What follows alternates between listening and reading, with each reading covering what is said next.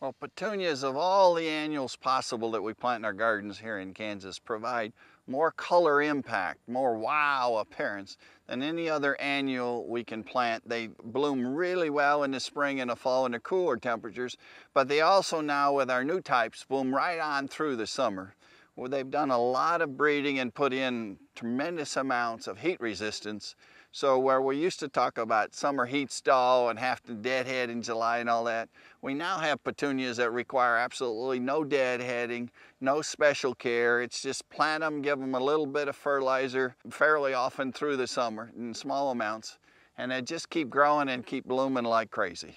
And you know, we have a huge color range from whites to pinks to salmons to reds, to yellows, to the K-State purple, much like this Super Petunia Bordeaux here in front of me, where we have this wonderful K-State purple flower, and then we have an even deeper, darker purple veins within that flower in the throat, that it's just a fantastic plant for our K-State group. And for our KU folks, we do have the reds and KU blue in those petunias too, where they can either put them side by side or as a mixed blended bed.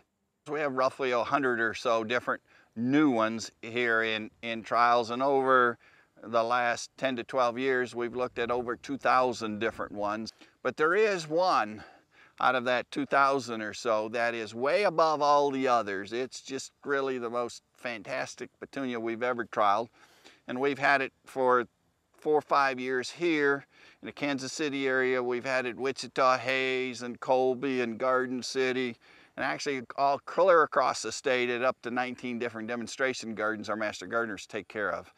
And that's the Super Petunia Vista Bubblegum. That is just super, either in the ground or in a pot. We've seen individual plants grow up to as much as 8 feet across in 1 year.